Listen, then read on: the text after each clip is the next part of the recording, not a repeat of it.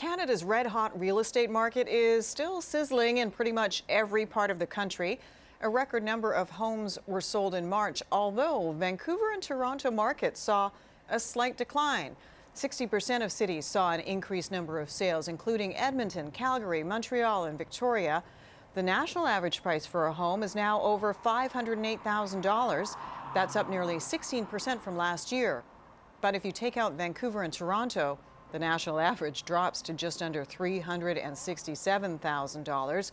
For more, I'm joined by Gregory Klump. He's the chief economist with the Canadian Real Estate Association, joining me from Ottawa. Gregory, good to talk to you. We know that house sales dipped in Toronto and Vancouver slightly in March, which goes against the trend.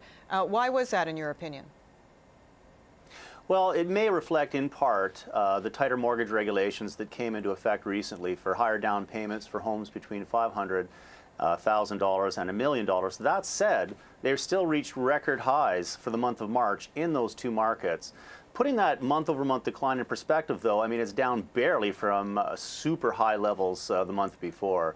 So while they're down on a monthly basis, it's still running very, very, very strong in those two markets. And indeed, that strength of sales is spreading out in geographic areas surrounding Toronto and surrounding Vancouver. The lower mainland of British Columbia, that includes the Fraser Valley and the Greater Toronto Area and all the satellite communities around it, running really strong.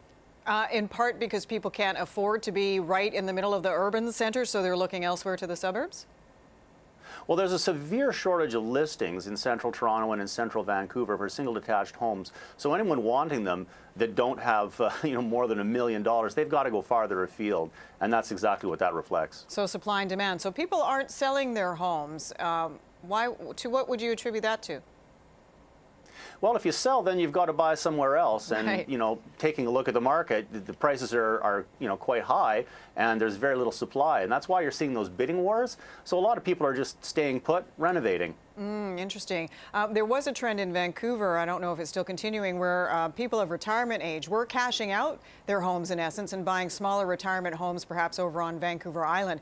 Is that what we might see moving forward, as those might be the only people willing to sell at this time? Well, indeed, we already are seeing that.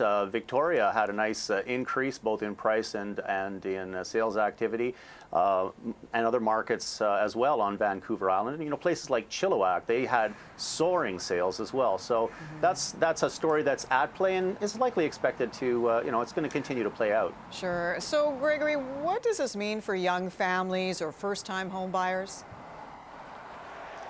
Well, certainly if you want a single detached home, it means that they probably are going to have to be comfortable with really, really high levels of debt. What's really neat, though, is that you've got townhomes that are more modestly priced that you can raise a family in, and that's why you're seeing price increases in that category as well going up. If for young families looking to buy a home, they might have to, recalibrate their expectations about what they're looking to buy, unless they want to go deeply into debt. Yeah. Gregory Klump, chief economist with the Canadian Real Estate Association in Ottawa. Appreciate your time. Thank you.